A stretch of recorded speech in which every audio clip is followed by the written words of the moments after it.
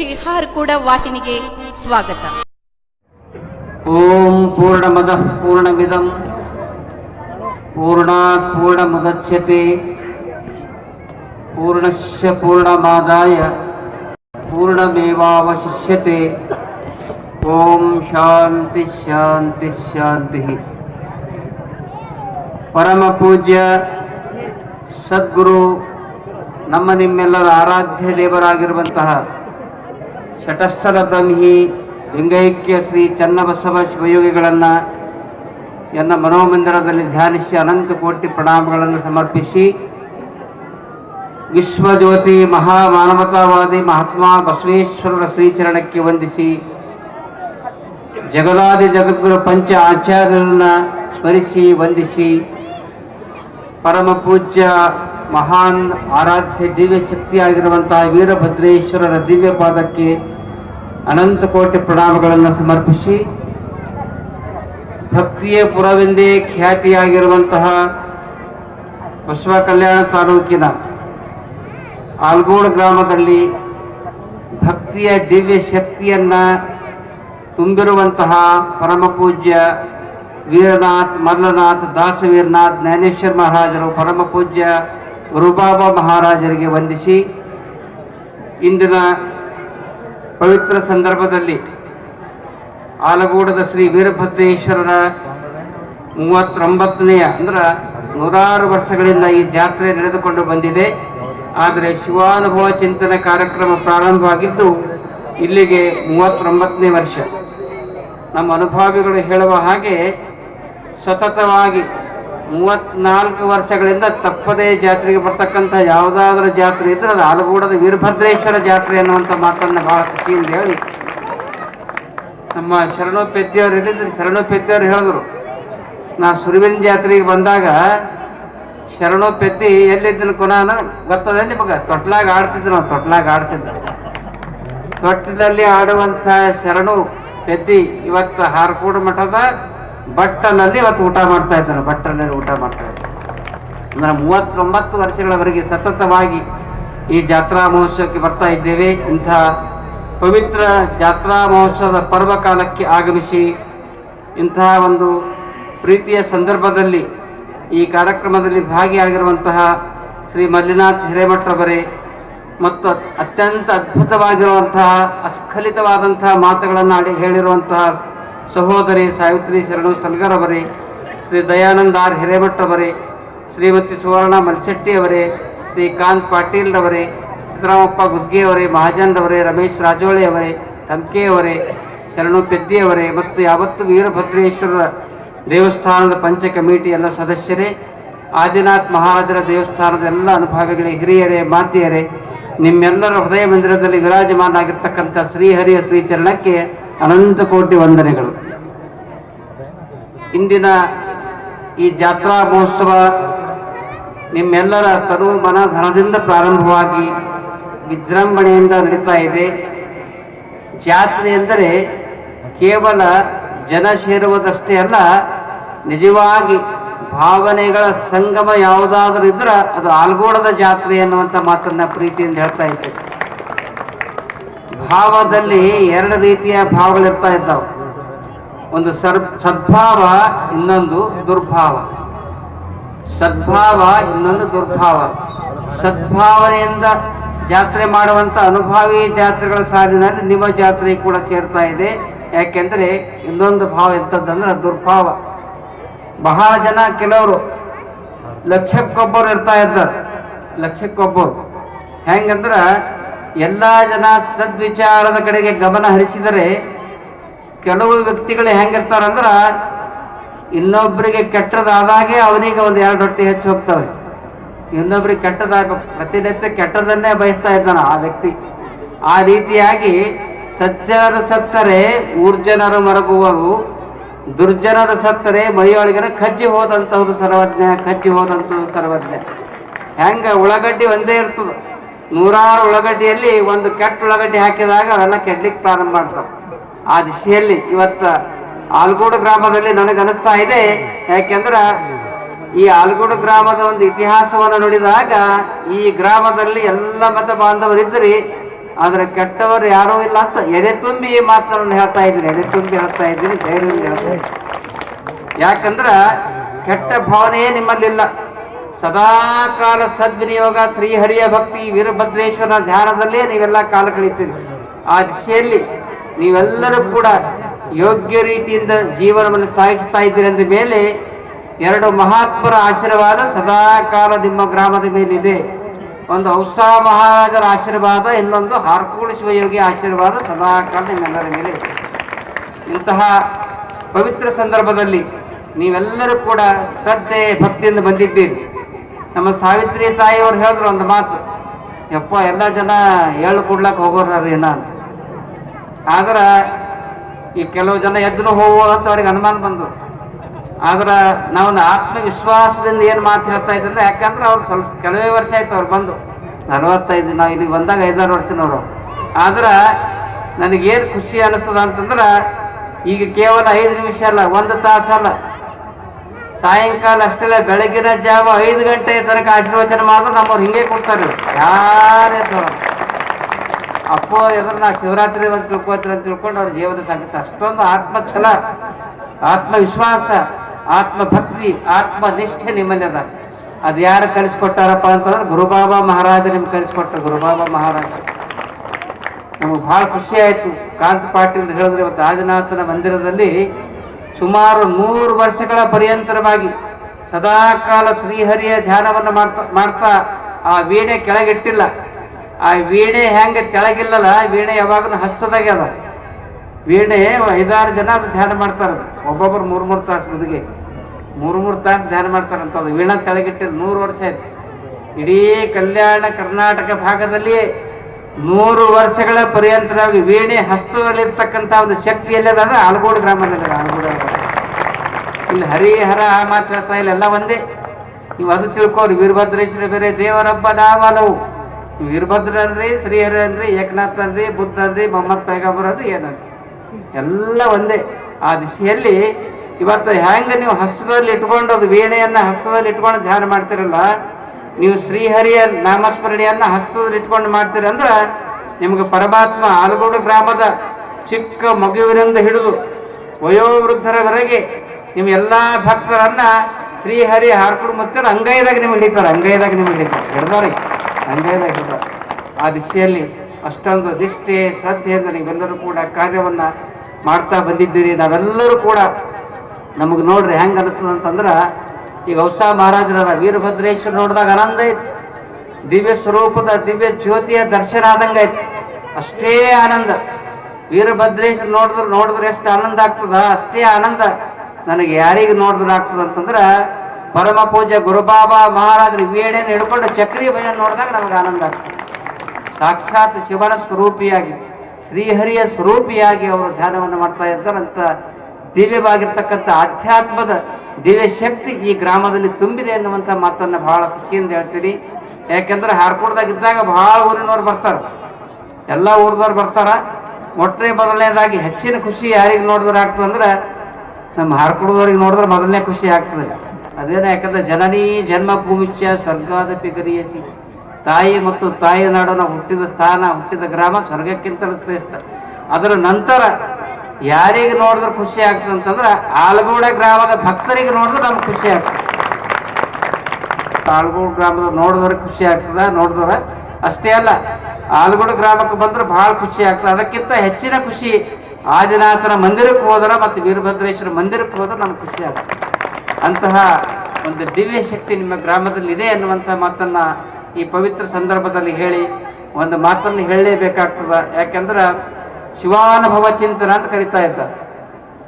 ಶಿವಾನುಭವ ಅಂದ್ರೆ ಏನು, ಇದರ ಅರ್ಥ ಅನುಭಾವಿ ಕವಿಗಳು, ಕನ್ನಡದ ಕವಿಗಳು ಬಹಳ ಚೆಂದ ಒಂದು ಕಡೆ ಹೇಳ್ತಾ ಇದ್ದಾರೆ. ಶಿವಾನುಭವ ಅಂದ್ರೆ ಅನುಭವಿಯಾದ ಗುರುವಿನಿಂದ ಅನುಭಾವಿಯಾಲಂಬಿಯಾದ ಶಿಷ್ಯನಿಗೆ ದೊರಕುವಂತ ವಿಶಿಷ್ಟವಾದಂಥ ಜ್ಞಾನವೇ ಶಿವಾನುಭವ ಎನ್ನುವಂಥ ಮಾತನ್ನು ಗುರುಗಳು ಏನು ಹೇಳ್ತಾರ, ಚಂದ ನಡೀರಿಪ್ಪ, ನೀತಿಯಿಂದ ನಡೀರಿ, ದುರ್ನಡತೆಯಿಂದ ನಡಿಬೇಡ್ರಿ, ನೀತಿಯಿಂದ ನಡೀರಿ ಅಂತ ಹೇಳ್ತಾರೆ.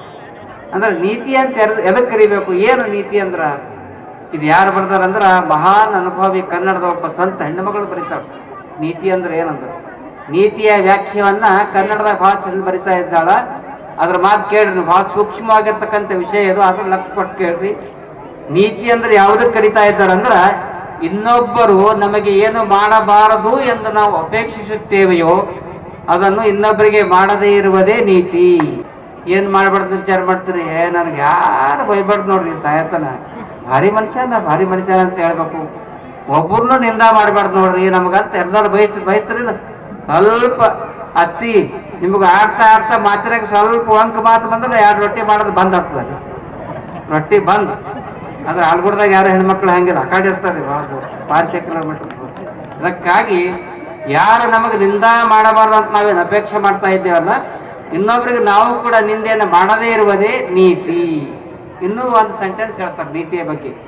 ಇನ್ನೊಬ್ಬರು ನಮಗೆ ಏನು ಮಾಡಬೇಕು ಎಂದು ನಾವು ಅಪೇಕ್ಷಿಸುತ್ತೇವೆಯೋ ಅದನ್ನು ಇನ್ನೊಬ್ಬರಿಗೆ ಮಾಡುವುದೇ ನೀತಿ. ಏನು ಮಾಡ್ಬೇಕಂತ ಅಪೇಕ್ಷೆ ಪಡ್ತೀವಿ? 2 ದಿನ ಮನೆಗೆ ಹೋದ್ರೆ ಹೋದ ಕೂಡಲೇ ಫಸ್ಟ್ ಕೈದಾಗ ಚಹಾ ತಂದು ಕೊಡ್ಬೇಕು. ಚಹಾ ತಂದು ಕೊಟ್ಟು ಮತ್ತು ಹೆಣ್ಮಕ್ಳಿದ್ರೆ ಒಂದು ರೇಷ್ಮೆ ಸೀರೆ ಉಡ್ತಾರೆ, ಎಷ್ಟು ಖುಷಿ ಆಗ್ತದೆ. ಖುಷಿ ಆಗ್ತದೆ. ಹಂಗೆ ಮನೆಗೆ ಹೋದ್ರೆ ರೇಷ್ಮೆ ಸೀರೆ ಉಡಿಸ್ಬೇಕು. ಇನ್ನೂ ಹೆಚ್ಚಿಗೆ ಬೀಗ ನೆಂಟಿದ್ರೆ ಒಂದು ಕೈದಾಗ ಬಂಗಾರ ಉಂಗುರ ಇಡಬೇಕು ಅಂತ ನೀವೆಲ್ಲ ಬಯಸ್ತೀರಿ. ಹಂಗೆ ನೀವು ನಿಮ್ಮ ಮನೆಗೆ ಬಂದವ್ರು ರೇಷ್ಮೆದಿಲ್ಲ, ಒಂದು ನೂಲಿನ ಸೀರೆ ಆದ್ರೆ ಉಡಿಸ್ರಿ ಅನ್ನುವಂಥ ಮಾತನ್ನು ಹೇಳ್ತಾ ಇರ್ತೀರಿ. ಇನ್ನೊಬ್ರು ನಮಗೆ ಏನು ಮಾಡಬೇಕಂತ ನಾವು ಬಯಸ್ತೇವೆ ಅಂತೇವೆ, ಅದನ್ನು ಇನ್ನೊಬ್ಬರಿಗೆ ಮಾಡುವುದೇ ನೀತಿ. ಅದಕ್ಕಾಗಿ ಬಸವಣ್ಣವ್ರು ಎಷ್ಟು ಚಂದ ಹೇಳ್ಯಾರ ವಚನದಾಗ, ನಮ್ಮ ವಚನದಲ್ಲಿ ಭಾಳ ಚಂದ ಹೇಳಿದ್ದಾರೆ.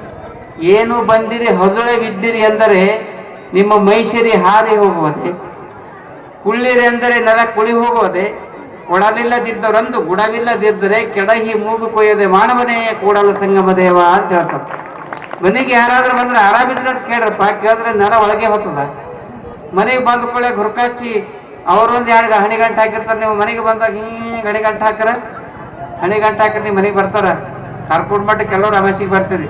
ನಿಮ್ಕಿನ ಬಂದು ನಾನೇ ಒಂದು 16 ಹಣಿಗಂಟು ಹಾಕೊಂಡು ಕುಂತ ಬರ್ತೀರಿ, ನೀವು ಬರಲ್ಲ. ಅದಕ್ಕಾಗಿ ನಾವು ಶಾಂತ ಚಿತ್ತರಾಗಿ, ಪ್ರಸನ್ನ ವದನಿಗಳಾಗಿ, ಪ್ರಸನ್ನ ವದನ ಚಿತ್ತರಾಗಿ ನಮ್ಮ ಮುಖ ಹೆಂಗೆ ಅಂದ್ರೆ face to the index of the mind. ಅಕ್ವರಿ ಪುನರ್ face to the index of the mind.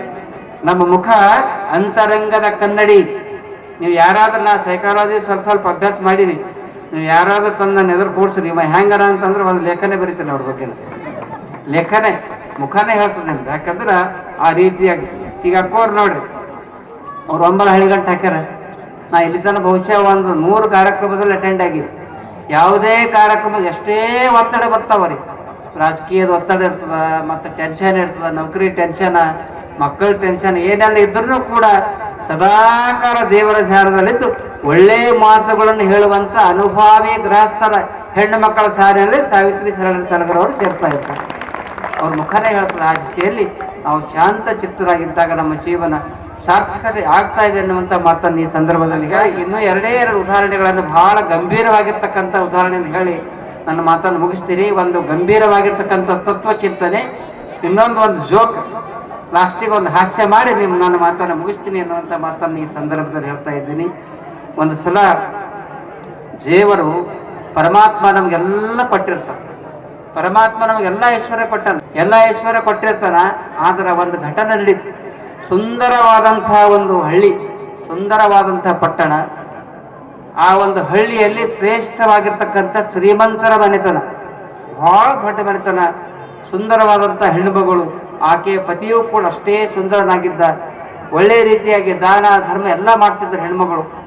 ಲಗ್ನ ಆಯಿತು, 20 ವರ್ಷಕ್ಕೆ ಲಗ್ನ ಆಯಿತು, 31 ವರ್ಷ ಆಯ್ತು ಲಗ್ನ ಆಗಿ, 11 ವರ್ಷ ಆಯ್ತು. ದೇವರು ಧ್ಯಾನ ಮಾಡ್ತಾ ಇದ್ರು, ಎಲ್ಲ ಮಾಡ್ತಾ ಇದ್ರು, ದಾನ ಮಾಡ್ತಾ ಇದ್ರು. ಆದ್ರೂ ಕೂಡ 11 ವರ್ಷ ಆದ ಕೂಡಲೇ ಆ ಶ್ರೀಮಂತ ಹೆಣ್ಣುಮಗಳ ಪತಿ ಗಂಡ ಹಾರ್ಟ್ ಅಟ್ಯಾಕ್ ಆಗಿ ಸತ್ತು ಬಿಡ್ತಾರೆ. ಹಾರ್ಟ್ ಅಟ್ಯಾಕ್ ಆಗಿ ಭಾಳ ದುಃಖ ಆಗ್ತದೆ ಹೆಣ್ಮಗಳಿಗೆ. ಎಲ್ಲ ಐಶ್ವರ್ಯ ಅದ, ಹೊಲ ಅದ, ಮನಿ ಅದ, ಬೆಳ್ಳಿ ಬಂಗಾರ, ಮಗ ಎಲ್ಲ ಇದ್ದಾನೆ.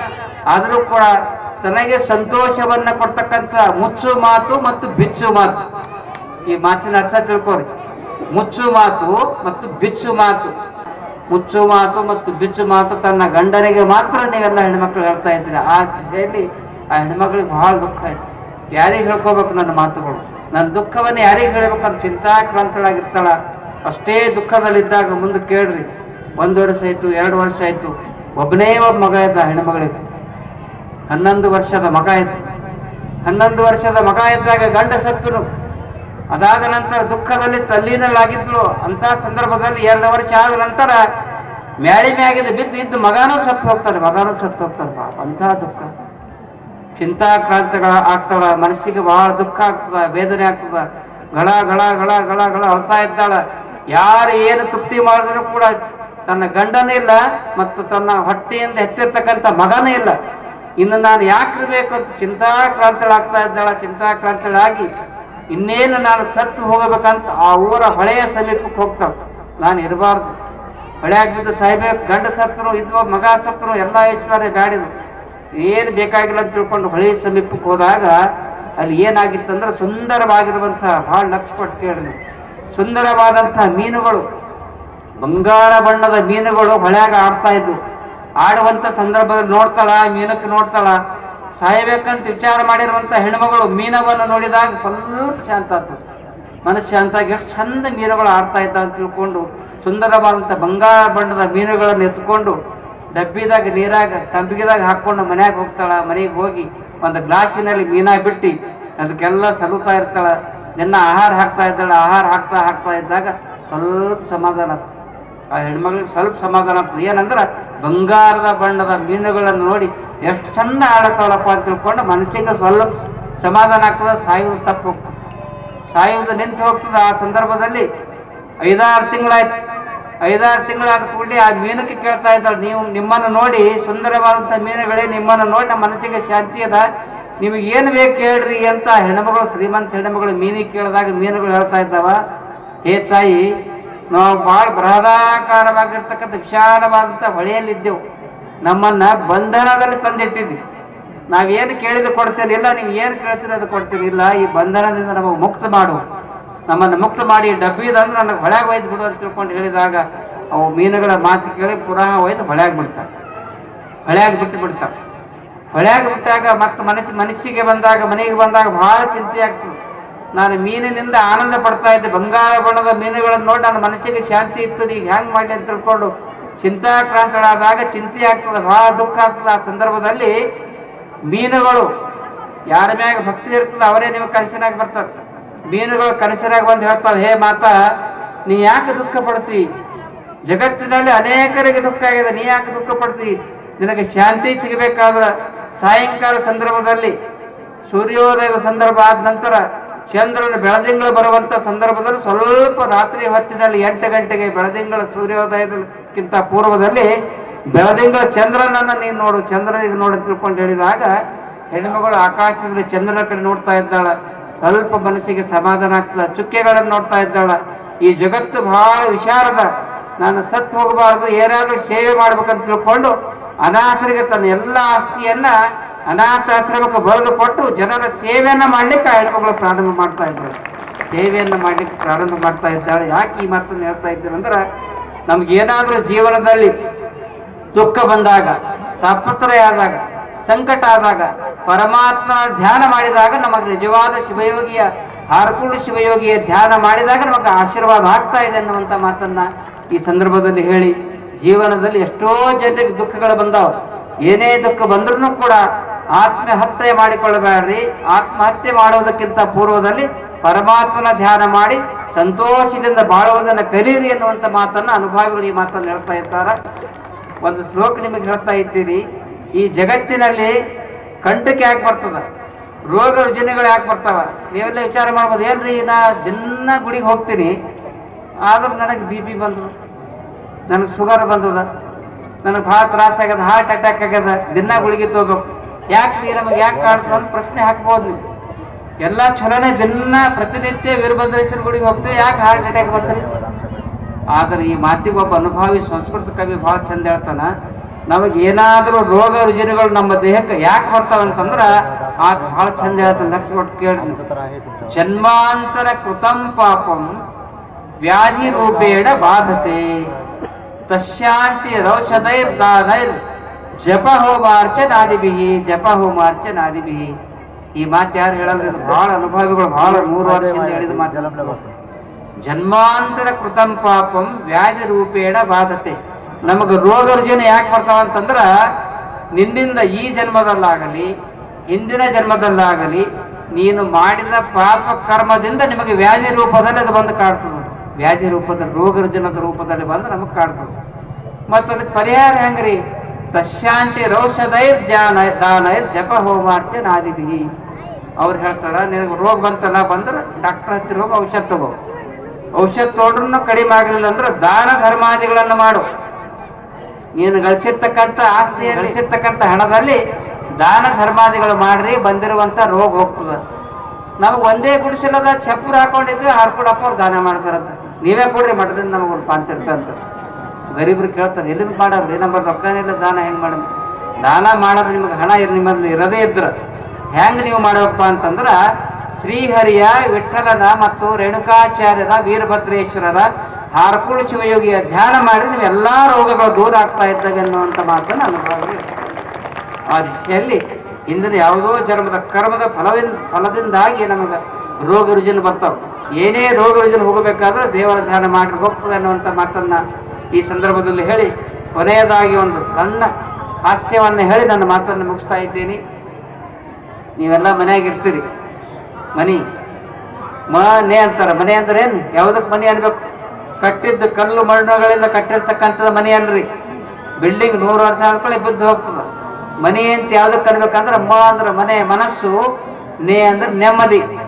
ಯಾವ ಮನೆಯಲ್ಲಿ ನೆಮ್ಮದಿ ಶಾಂತಿ ಇದೆ ಅದೇ ನಿಜವಾದ ಮನೆ, ಅದೇ ನಿಜವಾದ ಮನೆ ಅಂತ ಹೇಳ್ತಾರೆ. ಬಹಳ ಖುಷಿಯಿಂದಿದ್ರು. ಒಂದು ಸಲ ನಮ್ಮ ಇವರು ದಯಾನಂದ ಹಿರೇಮಠ ಪಂಚಾಂಗ ನೋಡ್ತಾರ. ಪಂಚಾಂಗದ ಹತ್ತಿರ ಒಬ್ಬ ಹೋಗ್ತಾನೆ, ಊರಾಗ ಒಬ್ಬ ಯಜಮಾನ ಹೋಗ್ತಾನ. ಏನ್ರಿ ಸರ್, ನೀವು ಪಂಚಾಂಗ ನೋಡ್ತೀರಿ? ಒಂಥರ ನಮ್ಮ ಪಂಚಾಂಗ ನೋಡೋದು. ಏನು ನೋಡೋದಪ್ಪ ಅಂತ ಕಲಬುರಗಿದಾಗ ಇರ್ತಾರೆ, ಹೊರತು ತೆಗಿತಾರಲ್ಲ ಪಾನಗಳು. ಏನಿಲ್ರಿ, ನಮ್ಮ ಮನ್ಯಾಗ ಲಕ್ಷ ಪಟ್ಟು ಕೇಳ್ರಿ, 3 ಮಿನಿಟ್ದಾಗ ಮುಗಿತದ. ನಮ್ಮ ಮನ್ಯಾಗ ಎಷ್ಟು ಊಟ ಮಾಡ್ತೀರಿ, ರುಚಿನೇ ಅಂತ ನೋಡ್ರಿ. ಹರ್ಕೊಂಡು ಮಟ್ಟಕ್ಕೆ ಹೋದ್ರೆ ಗಪ್ಪ 4 ರೊಟ್ಟಿ ಮೊಸರು ಹಿಂಡಿ ಹೊಡಿತೀನಿ, ನಮ್ಮ ಮನ್ಯಾಗ ರುಚಿನೇ ಹತ್ತದ್ರಿ ಅಂದಾಗ ಇವ್ರು ವಿಚಾರ ಮಾಡ್ತಾರ. ದಯಾನಂದ ಹಿರೇಮಠ ಪಂಚಾಂಗೆಲ್ಲ ತೆಗೆದು ಕುಂಡಲಿ ಹಾಕಿ, ಕವಡಿ ಹಾಕಿ, ಇದಕ್ಕೆ ಏನು ಹೇಳ್ಬೇಕಪ್ಪ ಇದಕ್ಕೆ? ಯಾಕಂದ್ರೆ ನಮ್ಮ ಪಂಚಾಂಗದಾಗ ಏನೂ ಸಿಗಲ್ದು. ಆದರೂ ಸ್ವಲ್ಪ ವಿಚಾರ ಮಾಡಿ ಹೇಳ್ತೀನಿ. ನೀ ಏನು ಮಾಡು, ಮುಂದೀಗ ನಿನ್ನ ಹೆಂಡತಿಗೆ ರೊಟ್ಟಿ ಏನು ಮಾಡಿಕೊಡ್ತಾಳಲ್ಲ, ನಿನ್ನ ಹೆಂಡತಿಗೆ ನೀ ಎಲ್ಲ ಅಡಿಗೆ ಮಾಡಿದಕ್ಕೆ ವರ್ಣನೆ ಮಾಡೋದು ಕಲೀನಿ. ವರ್ಣನೆ ಮಾಡೋದು ಕಲಿ, ನಿನಗೆ ಅನ್ನ ತಾನೇ ರುಚಿ ಹತ್ತದಪ್ಪ ಅಂತ ಹೇಳ್ತಾರೆ. ಹೆಂಗ್ರಿ, ಇವತ್ತಿನಿಂದ ಪ್ರಾರಂಭ ಮಾಡಿ ಅಂತ ಹೇಳ್ತಾರೆ ಅವ್ರು. ನಾಳೆ ಗುರುವಾರದರೆ ನಾಳೆಗೆ ಚಾಲು ಮಾಡ್ತೀನಿ. ಮನೆಗೆ ಹೋಗ್ತಾನೆ ಯಾರು? ಯಜಮಾನ್ ಗಂಡ. ಮನೆಗೆ ಹೋಗಿ ಊಟ ಮಾಡ್ತಿರ್ತಾನೆ. ಊಟ ಮಾಡಿದಾಗ ಹೇಳಿರಲ್ಲ ಇವರು ಪಂಚಾಂಗದಾಗ ಏನಂದ್ರೆ, ಹೆಂಡತಿಗೆ ವರ್ಣನೆ ಮಾಡ್ಬೇಕಂತ. ಅಕ್ಕಿ ಹೋಗ್ತಾನ, ರಾತ್ರಿ ಊಟಕ್ಕೆ ಕುಂತಿರ್ತಾನೆ, ಗಪ್ಪ ಹಿಂಗೆ ಉಣ ಮುಂದೆ ಅಕ್ಕಿ ಹೋಳ್ಗೆ ಮತ್ತು ತುಪ್ಪ ನೀಡಿರ್ತಾರೆ. ಹೋಳ್ಗೆ ತುಪ್ಪ ನೀಡಿರ್ತಾರೆ, ಉಣ್ತಿರ್ತಾನೆ. ಹಿಂಗೆ ಉಣ ಒಂದು ಸಂದರ್ಭದ ಏನು ಅಡಿಗೆ ಮಾಡಿದ್ವಿ, ಅದೇ ಏನು ಹೋಳಿಗೆಗ ಭಾರಿಯಾಗ ಏನು ಬಾಯಾಗ ಇಟ್ಟರೆ ಕರಗ್ತ ಹಿಂಗಂತ ನಾವು ಪಟ್ಟಂತ ಒಂದು ಮೆರ್ಕಿನ ಬೆಳಿತಾವೆ. ಪಂಚಾಂಗದಾಗ ಹಿಂಗೆ ಹೇಳಿದ್ರು, ಇವ್ರು ಹಿಂಗ್ಯಾಕೆ ಹೋದ್ರಪ್ಪ ಅಂತಂದಾಗ ಅಲ್ಲಿ ಏನಾಗಿರ್ತದೆ ಅಚಾನಕ್ ಅಂದ್ರೆ, ಮಗ್ಗನ ಮನೆ ಮಲ್ಲ ಮಾಡಿರ್ತಕ್ಕಂಥ ಹೋಳಿಗೆ ಮಗ್ಗನ ಮಲ್ಲ ಮಾಡಿದ ಹೋಳಿಗೆ ತಂದು ಮಲ್ಲ ಮಾಡಿದ ಹೋಳಿಗೆ ನೀರು ಖುಷಿ ಪಡ್ತೀವಿ, ಮತ್ತೊಂದು ತೆಗಿತಾಳೆ ಕಡೆ.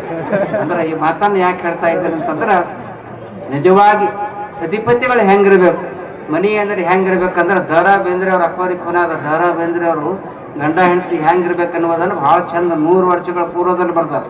ನಾನು ಬಡವಿ, ಆತ ಬಡವ, ಒಲವೇ ನಮ್ಮ ಬದುಕು, ಬಳಸಿಕೊಂಡೇವು ಅದನ್ನೇ ನಾವು, ಅದಕ್ಕೂ ಇದಕ್ಕೂ ಎದಕ್ಕೂ, ಹತ್ತಿರರಲ್ಲಿ ದೂರವಿರಲಿ ಅವನೇ ರಂಗಶಾಲೆ, ಕಣ್ಣು ಕಟ್ಟುವಂತ ಮೂರ್ತಿ ಕಿವಿಗೆ ಮೆಚ್ಚಿನೋಲೆ.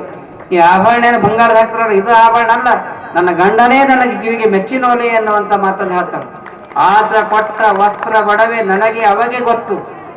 ಲಕ್ಷ್ಮಣ ಕೇಳಿದ್ನು, ಆತ ಕೊಟ್ಟ ವಸ್ತ್ರ ಬಡವೆ ನನಗೆ ಅವಾಗೆ ಗೊತ್ತು, ಕಣ್ಣು ಕಟ್ಟುವಂತ ಮೂರ್ತಿ ಕಿವಿಗೆ ಮೆಚ್ಚಿನೋಲೆ ಎನ್ನುವಂತ ಸುಂದರವಾದಂತಹ ಮಾತುಗಳನ್ನು ಹೇಳುವ ಹಾಗೆ ಆಲ್ಗೋಳು ಗ್ರಾಮದ ಎಲ್ಲ ಅನುಭಾವಿಗಳು ಪ್ರೀತಿ ವಿಶ್ವಾಸದಲ್ಲಿ ಈ ಕಾರ್ಯಕ್ರಮದಲ್ಲಿ ಭಾಗಿಯಾಗಿದ್ದೀರಿ. ಅಕ್ಕೋರು ಬಹಳ ಸುಂದರವಾದಂತಹ ಒಳ್ಳೆಯ ಮಾತುಗಳನ್ನು ಹೇಳಿದ್ರು. ಅವರು 10 ನಿಮಿಷ ಅಂದ್ರೆ 20 ನಿಮಿಷ ಹೇಳ್ಯಾರ. ಇನ್ನೊಂದು ಸ್ವಲ್ಪ ಟೈಮ್ ಕೊಟ್ಟರೆ 1 ತಾಸು ಭಾಷಣ ಮಾಡ್ತಾರೆ. 1 ತಾಸು ಭಾಷಣ. ಒಂದು ಸಲ ನನಗೂ ಇಚ್ಛೆ ಆಗ್ಯದ, ಹಾರ್ಕೋಡು ಮಟ್ಟಕ್ಕೆ ಬರಮಾಡಿಕೊಂಡು ಯಾವಾಗಾದ್ರೂ ಒಂದು ಸೋಮವಾರ ಇಲ್ಲ ಚತುರ್ದಶಿ 1 ತಾಸು ಅವ್ರದೇ ಶಾಲೆದಾಗ ಉಪನ್ಯಾಸ ಇಡಬೇಕಂತನೂ ಕೂಡ ನಾವು ಮಾಡೀವಿ ಅನ್ನುವಂಥ ಮಾತನ್ನ ಈ ಸಂದರ್ಭದಲ್ಲಿ ಹೇಳ್ತಾ ಇದ್ದೀನಿ. ಆ ದಿಶೆಯಲ್ಲಿ ನಮ್ಮ ದಯಾನಂದ ಹಿರೇಮಠರವರು ಅವರು ಕೂಡ ಮರಾಠಿಯಲ್ಲಿ ಒಳ್ಳೆ ಮಾತುಗಳನ್ನು ಹೇಳಿದ್ರು. ಇವತ್ತು ಗ್ರಾಮೀಣ ಭಾಗದಲ್ಲಿ ಜಾತ್ರೆಗಳು ಯಾಕೆ ಮಾಡ್ಬೇಕಂದ್ರೆ ಭಾವೈಕ್ಯತೆಯ ಕೇಂದ್ರಗಳಾಗಬೇಕು. ಇಲ್ಲಿ ಮರಾಠ ಜನ ಅಂದ್ರೆ ಮರಾಠಿ ಭಾಷೆ ಮಾತನಾಡ್ತಕ್ಕಂಥವ್ರು ಇದ್ದರು, ಕನ್ನಡ ಮಾತನಾಡುವಂಥವ್ರು ಮಾತೃಭಾಷೆ ಕನ್ನಡ ಇಟ್ಕೊಂಡವ್ರು ಇದ್ದರು. ಮರಾಠಿ ಭಾಷೆ ಬೇರೆ ಆದ್ರೂ ಕನ್ನಡ ಭಾಷೆ ಬೇರೆ ಆದ್ರೂ ಕೂಡ ನಿಮ್ಮೆಲ್ಲರ ಭಕ್ತಿಯ ಭಾವ ಮಾತ್ರ ಒಂದೇ ಒಂದೇ ಒಂದೇ ಅನ್ನುವಂಥ ಮಾತನ್ನು ಈ ಸಂದರ್ಭದಲ್ಲಿ ಹೇಳ್ತೀನಿ. ಎಂದೂ ಯಾವುದನ್ನು ಕೂಡ ತರತದ ವಿಚಾರ ಮಾಡಲಾರದೆ ನಾವೆಲ್ಲರೂ ಅಲಗೋಡು ಗ್ರಾಮದವರು ಅಯಂ ನಿಜ ಪರೋವೇತಿ ಗಣನಾ ಲಘುಚೇತಸಾಂ ಉದಾರ ಚರಿತಾನಾಂತು ವಸುಧೈವ ಕುಟುಂಬಕಂ. ಇವನು ನಮ್ಮವನು, ಇವನು ಪರಕೀಯನು ಎನ್ನುವಂಥ ಭೇದ ಭಾವ ಸಣ್ಣ ಮನಸ್ಸಿನವರಲ್ಲಿ ಇರುತ್ತದೆ. ಉದಾರ ಚರಿತರು ಎಲ್ಲರನ್ನ ತಮ್ಮ ಕುಟುಂಬದವರೆಂದೇ ಭಾವಿಸುತ್ತಾರೆ ಎನ್ನುವ ತತ್ವದಂತೆ ಆಲ್ಗೋಡು ಗ್ರಾಮದ ಎಲ್ಲ ಮತ ಬಾಂಧವರು ಹೆಂಗಿರ್ಬೇಕಂತಂದ್ರ ಒಂದೇ ಕುಟುಂಬದ ಮಕ್ಕಳಂತೆ ಬಾಳ್ರಿ ಎನ್ನುವಂಥ ಮಾತನ್ನ ಕೊನೆಯದಾಗಿ ಸಂದರ್ಭದಲ್ಲಿ ಹೇಳಿ ಅಂತ ಸದ್ಭಾವನೆಯಿಂದ ನೀವೆಲ್ಲರೂ ಕೂಡ ಬಾಳ್ತೀರಿ ಎನ್ನುವಂಥ ಮಾತನ್ನು ಈ ಸಂದರ್ಭದಲ್ಲಿ ಹೇಳಿ ಸದಾಕಾಲ ವೀರಭದ್ರೇಶ್ವರರ ಶ್ರೀಹರಿಯ ಹಾರ್ಪೂಡಿ ಶಿವಯೋಗಿ ಆಶೀರ್ವಾದ ನಿಮಗೆ ಇರಲಿ ಶುಭಾಶಿ 2 ಮಾತುಗಳನ್ನು ಮುಗಿಸ್ತಾರೆ. ಈ ವಾಹಿನಿಯನ್ನು ನಿರಂತರವಾಗಿ ವೀಕ್ಷಿಸಲು ಯೂಟ್ಯೂಬ್ನಲ್ಲಿ ಶ್ರೀ ಹಾರಕೂಡ SRIHARKOOD ಎಂದು ಟೈಪ್ ಮಾಡಿ. ನಮ್ಮ ಈ ಚಾನೆಲ್ಗೆ ಸಬ್ಸ್ಕ್ರೈಬ್ ಮಾಡಿ, ಬೆಲ್ ಅನ್ನು ಒತ್ತಿರಿ.